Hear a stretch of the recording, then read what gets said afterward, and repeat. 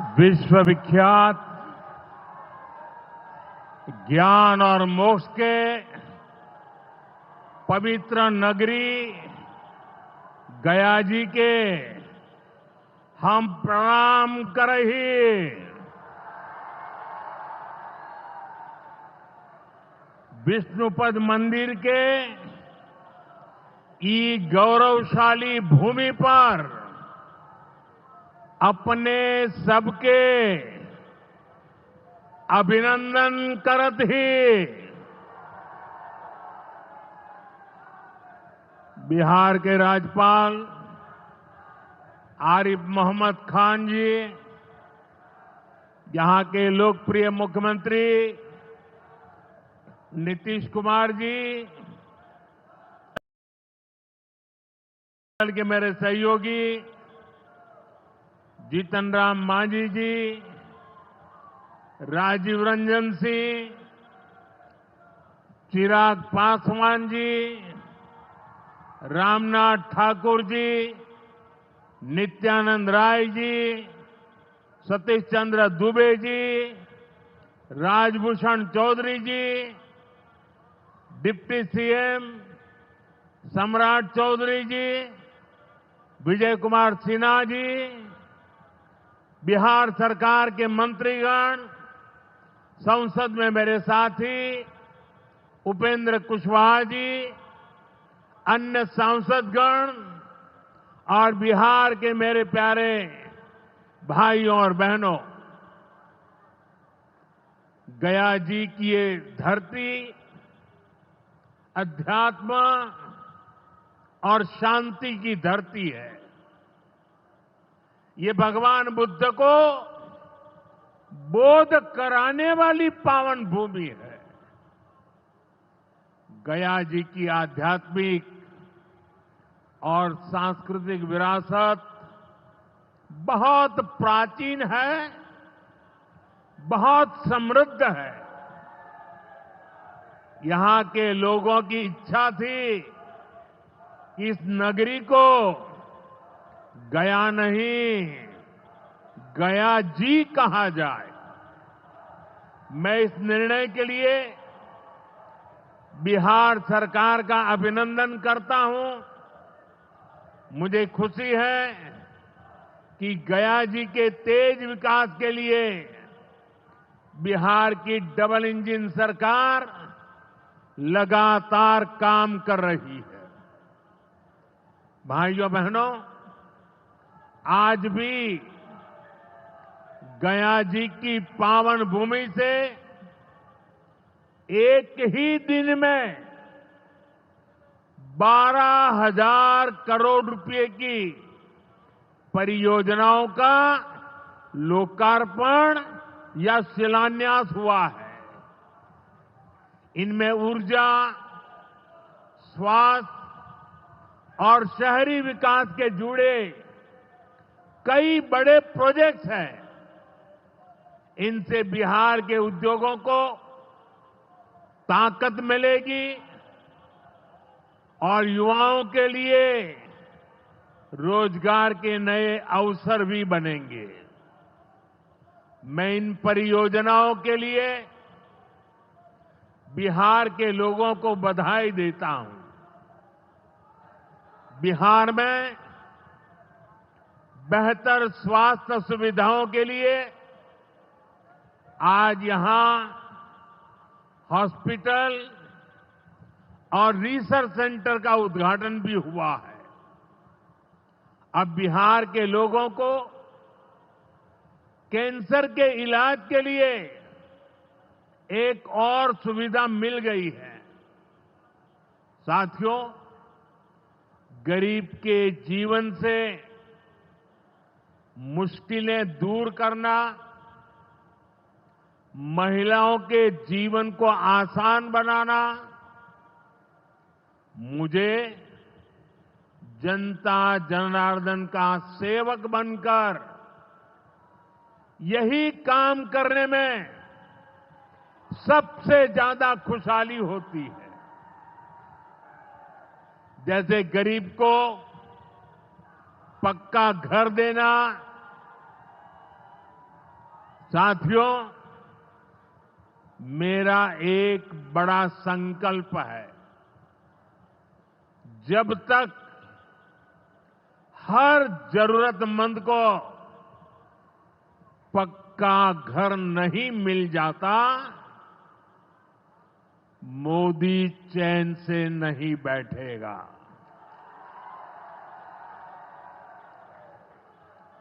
इसी सोच के साथ पिछले 11 साल में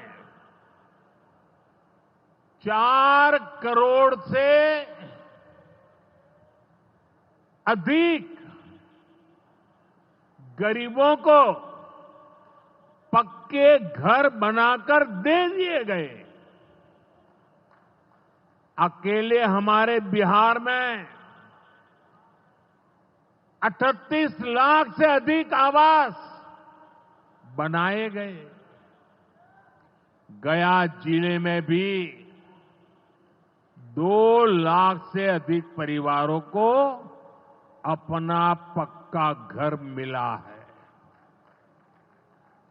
और हमने सिर्फ घर यानी 4 दीवारें नहीं दी, बल्कि उन घरों के साथ गरीब को उसका स्वाभिमान दिया है।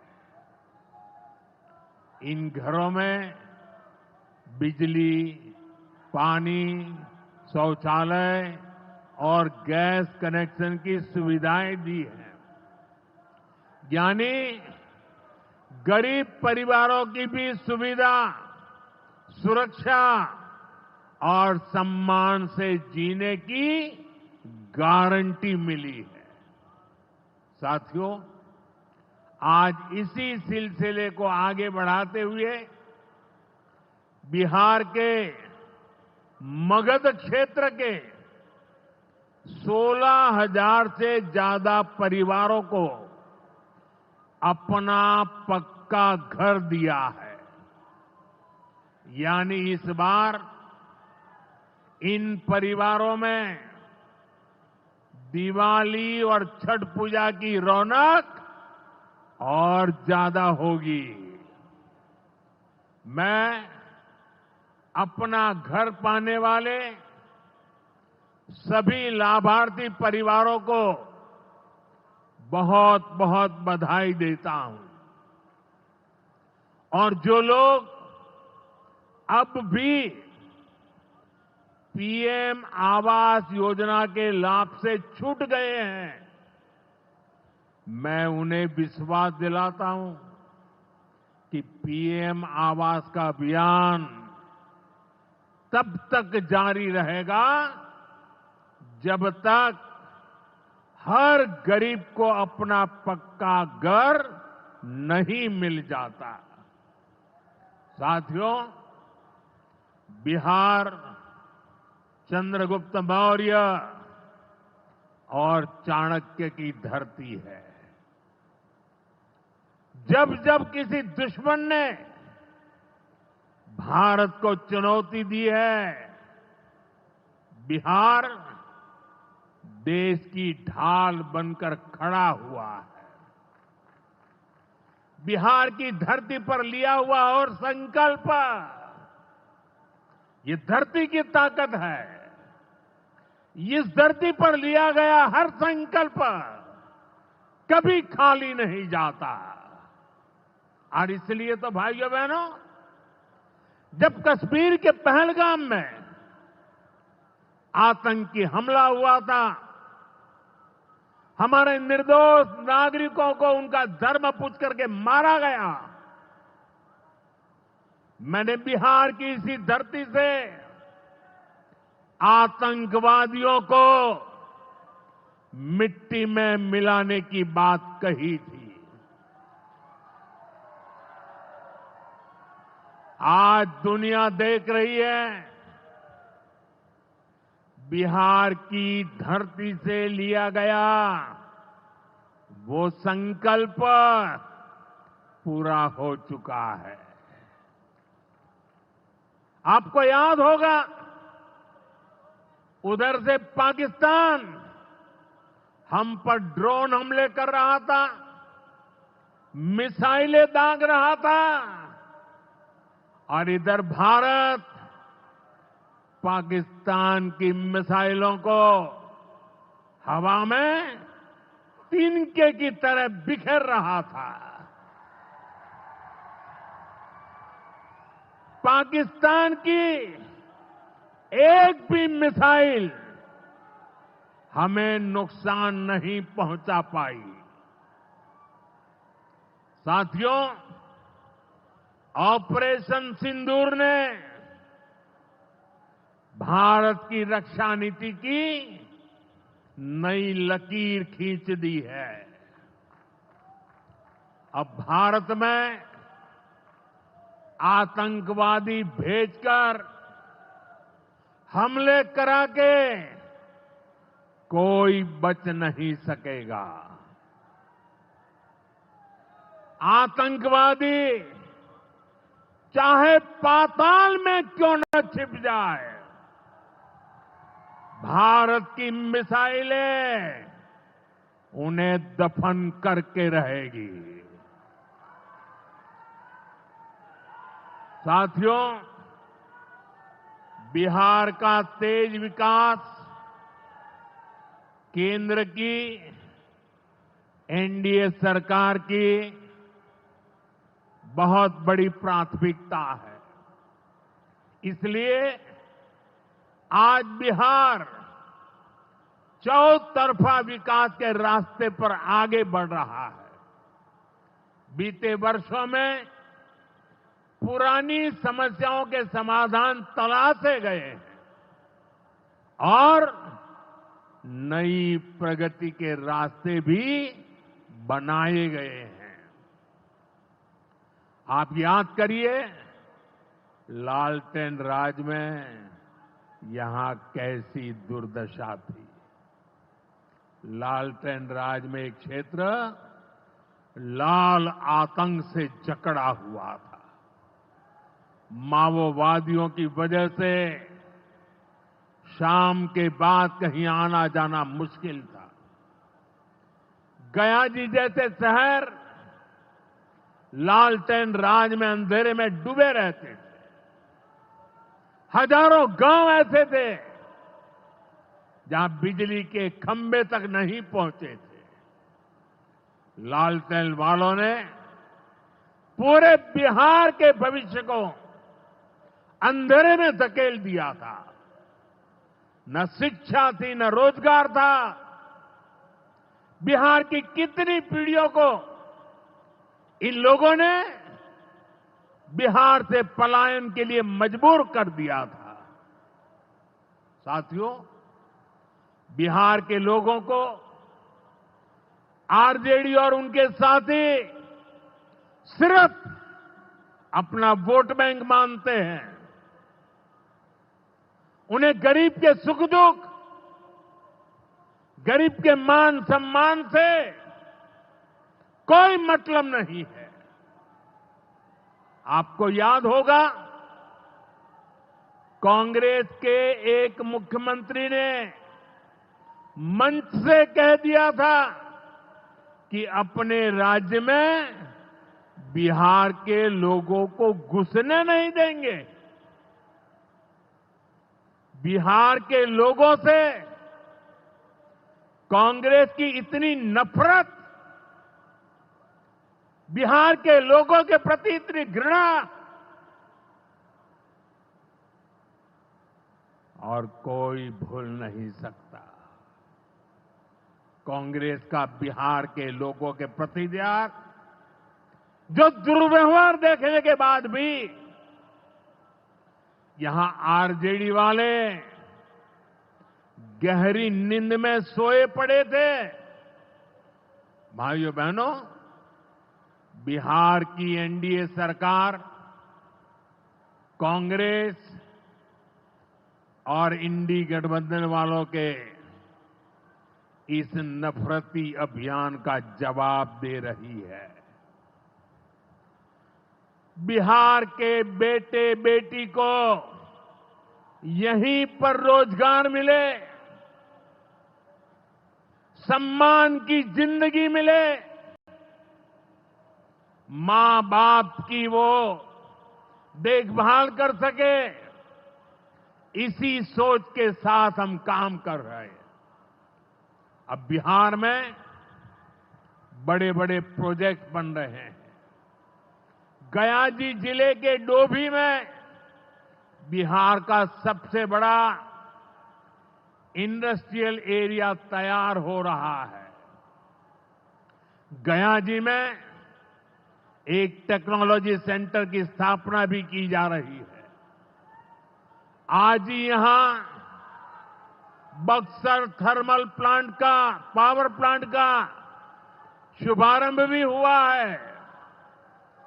कुछ ही महीने पहले मैंने औरंगाबाद में भी Navinagar super thermal power project की आधारशिला रखी थी। भागलपुर के पीरपैंती में भी नया थर्मल पावर प्लांट बनेगा। इस पावर प्लांट से बिहार में बिजली की आपूर्ति बढ़ेगी। और आप सब जानते हैं, जब बिजली उत्पादन बढ़ता है तो क्या होता है? घरों में बिजली की सप्लाई बढ़ती है और उद्योगों को भी ज्यादा से ज्यादा बिजली मिलती है और इससे भी रोजगार के नए मौके बनते हैं।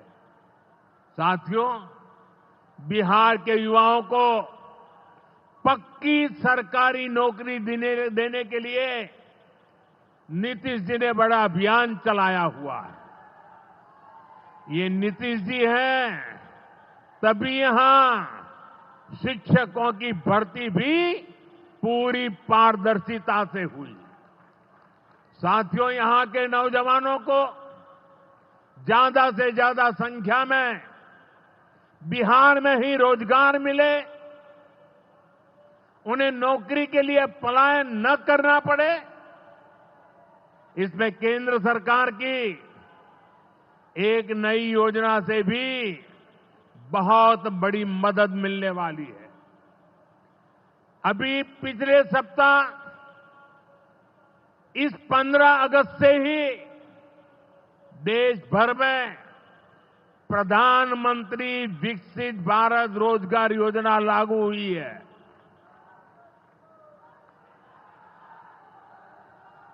इसके तहत हमारे युवा जब निजी क्षेत्र में पहली नौकरी करेंगे तो केंद्र सरकार उन्हें अपने पास से 15,000 रुपये देगी। जो प्राइवेट कंपनियां युवाओं को रोजगार देगी, उन्हें भी अलग से पैसे सरकार देगी।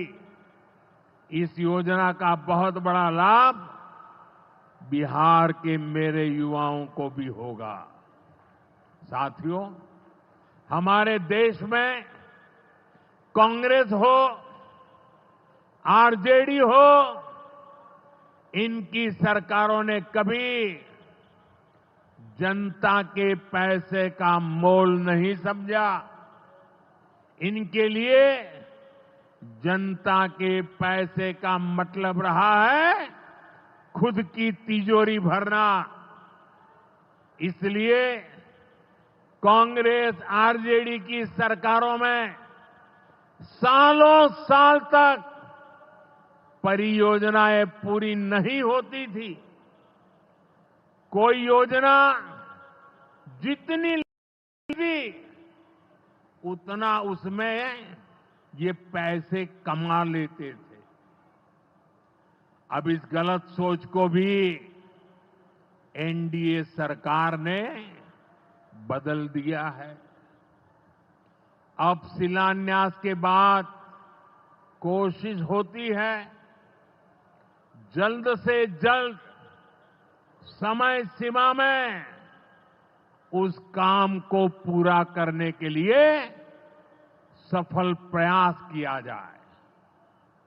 आज का एक कार्यक्रम इसका भी एक शानदार उदाहरण है।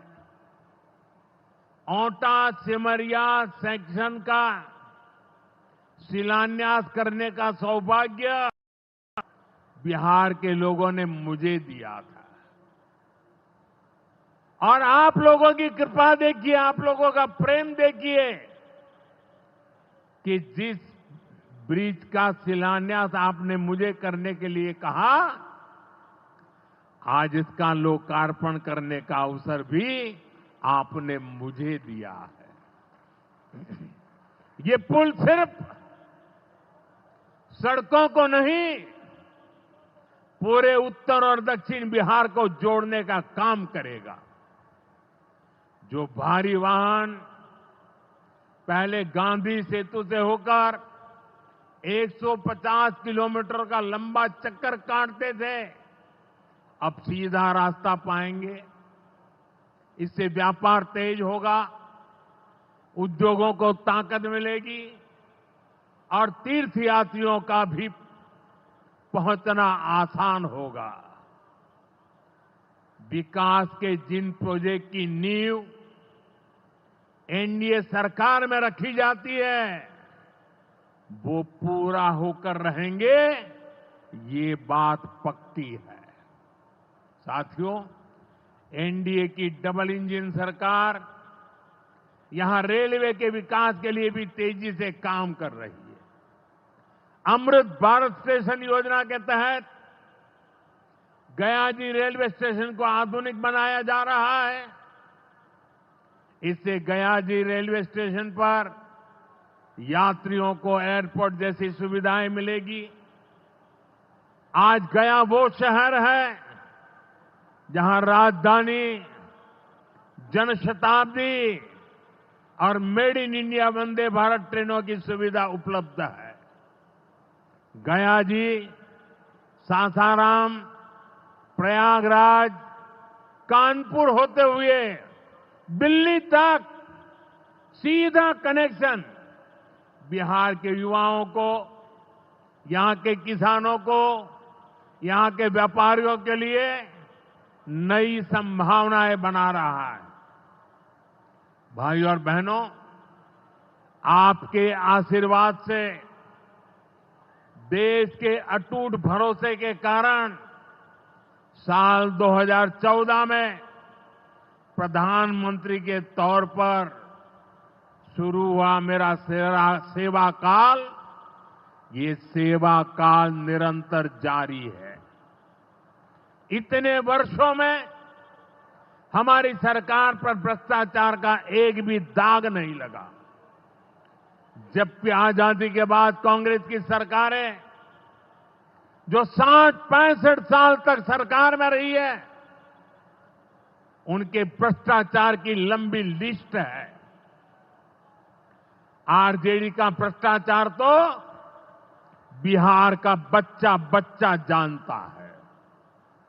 मेरा साफ मानना है कि भ्रष्टाचार के विरुद्ध लड़ाई को अगर अंजाम तक पहुंचाना है तो कोई भी कार्रवाई के दायरे से बाहर नहीं होना चाहिए।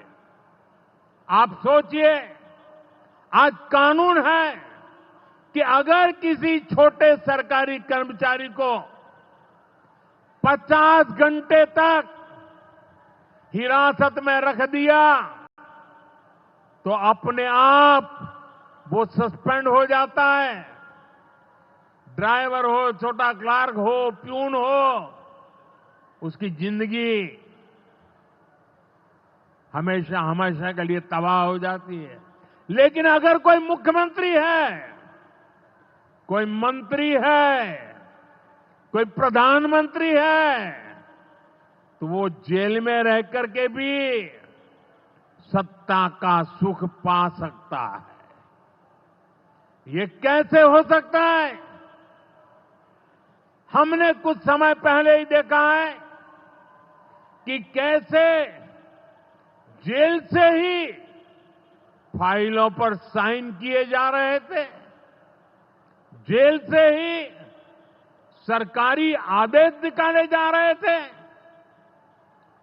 नेताओं का अगर यही रवैया रहेगा तो ऐसे भ्रष्टाचार के विरुद्ध लड़ाई कैसे लड़ी जा सकती है।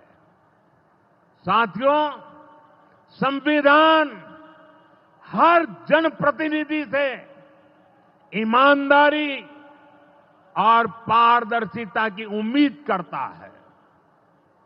हम संविधान की मर्यादा को तार तार होते नहीं देख सकते। इसलिए एनडीए सरकार भ्रष्टाचार के खिलाफ एक ऐसा कानून लाई है जिसके दायरे में देश का प्रधानमंत्री भी है। इस कानून में मुख्यमंत्री और मंत्रियों को भी शामिल किया गया है। जब ये कानून बन जाएगा तो प्रधानमंत्री हो या मुख्यमंत्री या फिर कोई भी मंत्री, उसे गिरफ्तारी के 30 दिन के अंदर जमानत लेनी होगी और अगर जमानत नहीं मिली तो 31वें दिन उसे कुर्सी छोड़नी पड़ेगी।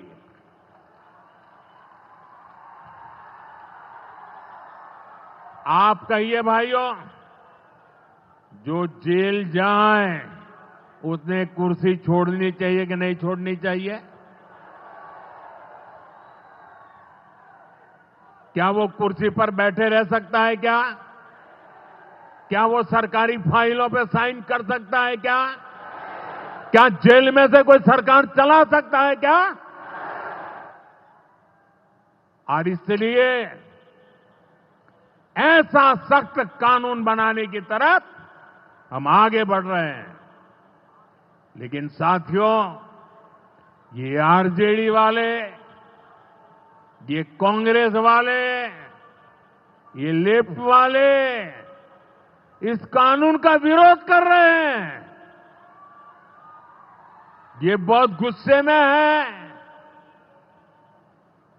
और कौन नहीं जानता उनको किस बात का डर है।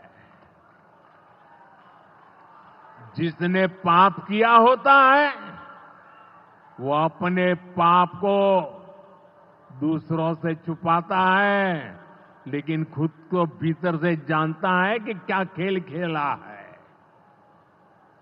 इन सब का भी यही हिसाब है। ये आरजेडी और कांग्रेस वाले कोई बेल पर बाहर है, कोई रेल के खेल में अदालत के चक्कर लगा रहा है और जो जमानत पे बाहर घूम रहे हैं भी आज इस कानून का विरोध कर रहे हैं। इन्हें लगता है कि अगर जेल चले गए तो इनके सारे सपने चकनाचूर हो जाएंगे और इसलिए सुबह शाम ये लोग मोदी को भांति भांति की गाली दे रहे हैं और इतने बौखलाए हुए हैं कि इस जनहित के कानून का विरोध कर रहे हैं। हमारे राजेंद्र बाबू, बाबा साहब आंबेडकर ने कभी सोचा भी नहीं था, कभी कल्पना भी नहीं की होगी कि सत्ता के भूखे लोग भ्रष्टाचार करेंगे और जेल जाने पर भी कुर्सी से चिपके रहेंगे। लेकिन अब भ्रष्टाचारी जेल भी जाएगा और उसकी कुर्सी भी जाएगी।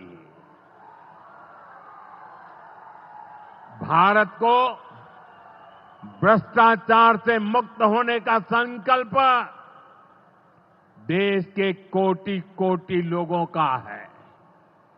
ये संकल्प सिद्ध होकर रहेगा।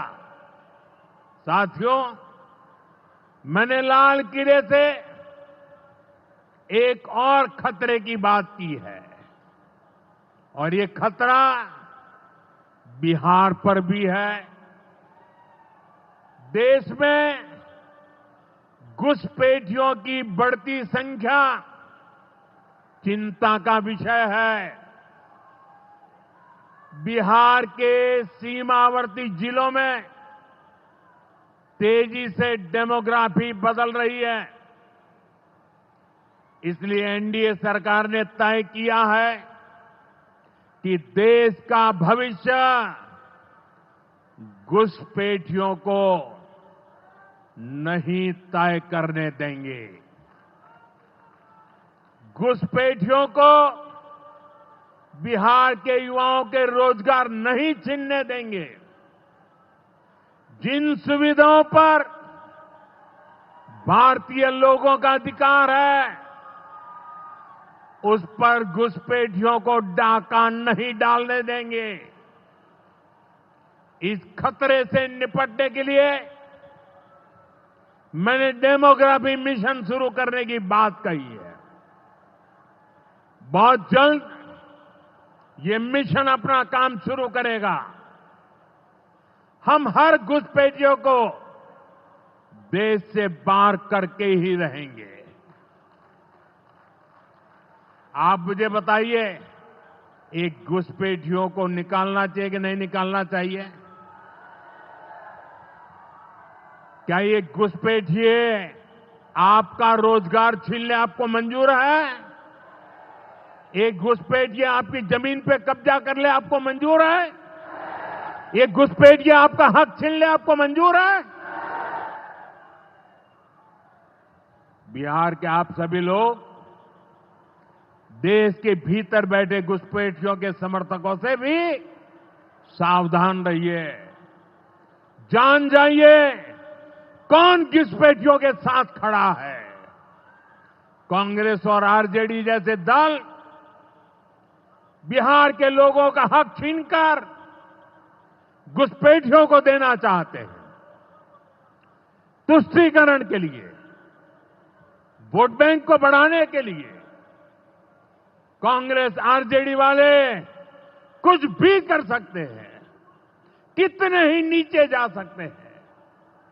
इसलिए बिहार के लोगों को बहुत सतर्क रहना है।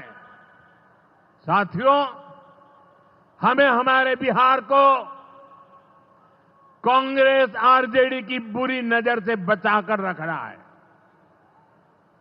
बिहार के लिए ये समय बहुत अहम है।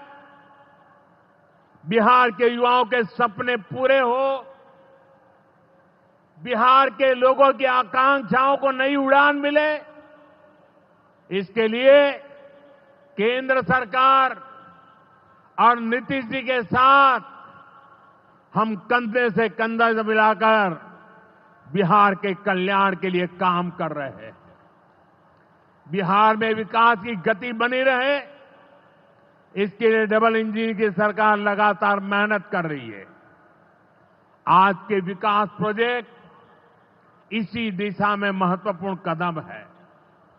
मैं एक बार फिर इन परियोजनाओं के लिए बिहार को बहुत बहुत बधाई देता हूं।